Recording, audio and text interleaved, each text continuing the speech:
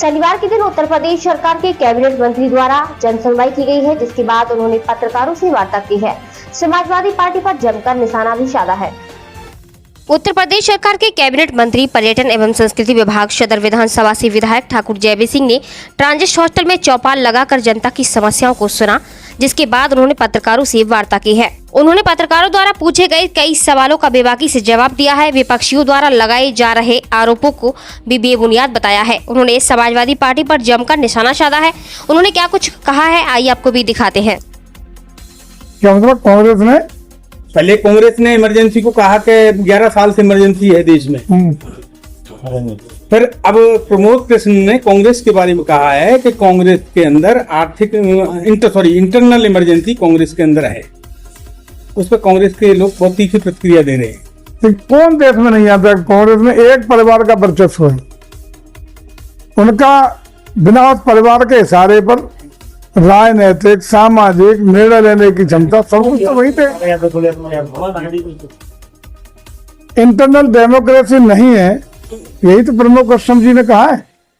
तो साक्षात पूरा देश जन जन जानता है कि उसमें तो एक परिवार का निर्णय ही अंतिम निर्णय पूरे देश के लिए लागू होता है। ये कांग्रेस की स्थिति सबको पता है।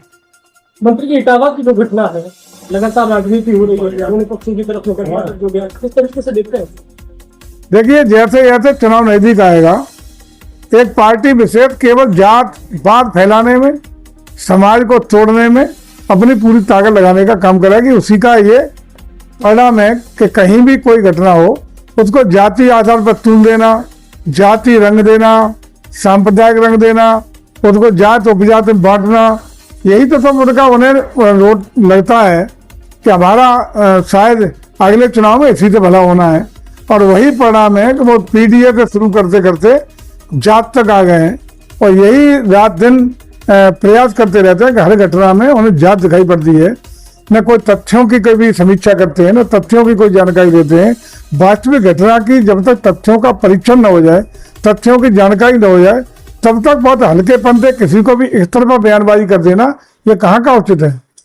लेकिन उन लोगों को ये भी ध्यान रखना चाहिए कि आखिर थोड़ा सा पलट के देख लें, बहुत लंबा समय नहीं हो गया है जब 12 से 17 के बीच में किस तरह का माहौल था, किस तरीके से एक जात विशेष के सामने बाकी जातियों को 2 दर्जे का उत्तर प्रदेश का नागरिक बनाने का काम इन्हीं के राज्य में हुआ था।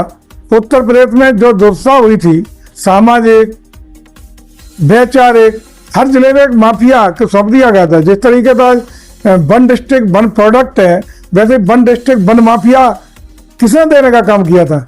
इन चीजों पर थोड़ा अपना देख लें, उसको सुधारें। और ये अभी भी कोई घटना होती है तो हमारी सरकार कभी जात के आधार पर कोई कार्रवाई नहीं करती। अपराधी की जात नहीं देखी जाती। अपराधी का मतलब अपराधी होता है, तो किसी जात का हो, किसी पंथ का हो, किसी मजहब का हो, किसी राजनीतिक दल का हो। ये भाजपा के लोग भी कई गलतियां त्रुटियां की है तो सरकार ने कार्रवाई करने में कतई देरी नहीं की है। अपराध जो करेगा वो अपराधी को अपराधी की तरह ट्रीट करने का काम उत्तर प्रदेश सरकार और प्रशासन काम करता है, पुलिस काम करती है। इस मामले में गगन यादव के खिलाफ भी एफआईआर दर्ज क्यों नहीं होनी चाहिए? उसे जो घटना हुई, गाड़ियां टूटी, जो आह्वान किया, कौन सी वो हिंद रेजिमेंट बना करके, तो ये आग लगाने का, जातीयता फैलाने का बर्दाश्त करेगी प्रदेश सरकार? किसी कीमत पर नहीं करेगी, कार्रवाई होगी। अखिलेश यादव कह रहे ये तो बीजेपी के यादव थे। अब पता चलेगा ना, उसका तो वो आ गया ना बैकग्राउंड पूरा निकल के। आप ही लोगों ने लिखा है कल तो उनका बैकग्राउंड पूरा सभा का भरा पड़ा है उस गगन यादव का। आजम खान की कल आपने छापा है। मंत्री जी, आजम खान की पत्नी ने एक बड़ा बयान दिया है। उन्होंने कहा है कि समाजवादी पार्टी पर हमें भरोसा नहीं रहा, अच्छे बल्ला पर भरोसा हो। अब ये उनका आंतरिक मामला है, हम लोग कोई टिप्पणी नहीं करेंगे, लेकिन उनका अनुभव उन पे आती थी वो बता रही है, तो ये तो अब विचार करना चाहिए समाजवादी पार्टी के लोगों को।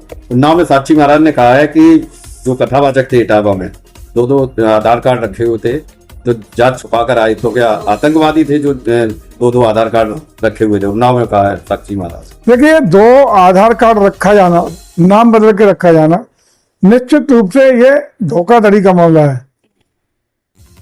सारे तथ्यों की हम यही तो कह रहे हैं कि जब तक अखिलेश जी को तथ्य पता नहीं चले, एक तरफा उन्हें सम्मानित कर रहे हो, एक तरफा बयान दे रहे हो, गगन यादव से वहां पूरी कौन सी ब्रिगेड और वो इकट्ठी करा रहे हो, इकट्ठी करा के आप पुलिस की गाड़ियां तोड़वा रहे हो। ये तो कानून को अपने हाथ में लेना, ये प्रदेश सरकार ने बर्दाश्त किया है ना, प्रदेश सरकार बर्दाश्त करेगी।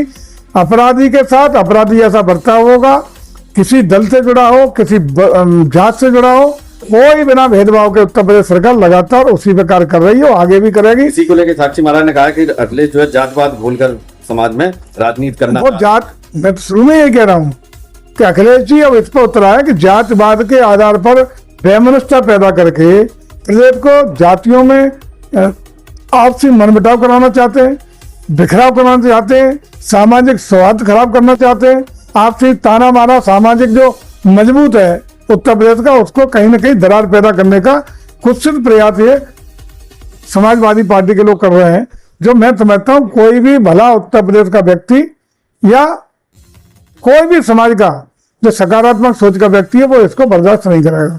मंत्री जी, आज टूरिज्म के क्षेत्र में मतलब यूपी का काम देख के एक मोनिका भदौरिया टीवी एक्ट्रेस है, उन्होंने आपसे मुलाकात की है, तो मोनिका जी के अनुभव का लाभ, उनकी योग्यता का लाभ, उनके जो फॉलोअर्स हैं उसका लाभ ले अगर कोई मिलता है प्रदेश को, मैनपुरी की चूंकि रिश्तेदारी है या ननिहाल है उनकी, तो निश्चित रूप से उसका लाभ हम लोग लेंगे।